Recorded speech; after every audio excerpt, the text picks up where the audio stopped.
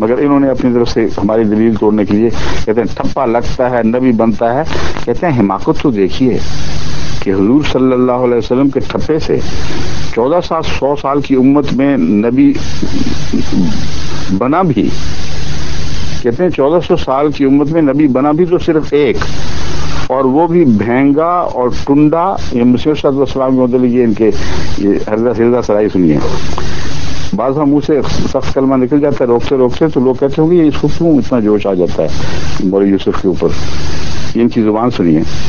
وہ بھی بھینگا اور ٹنڈا حضور صلی اللہ علیہ وسلم کی مور نے صرف ایک نبی بنایا, وہ بھی صرف قادیانی, آور, دجال وغیرہ وغیرہ.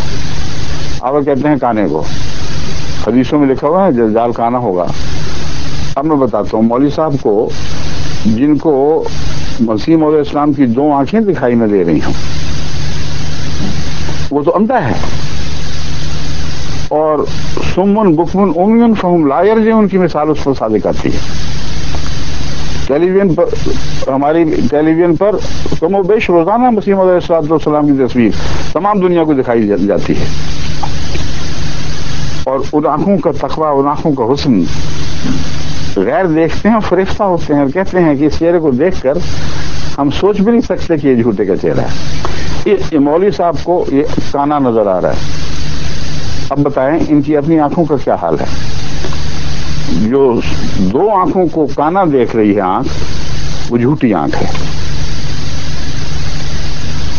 اور اس پر ہی یہ صادق آتا ہے. اب میں آپ کے سامنے کچھ حوالے رکھتا ہوں. مولوی صاحب کی ان دونوں باتوں کا مزید کچھ جواب ضروری ہے.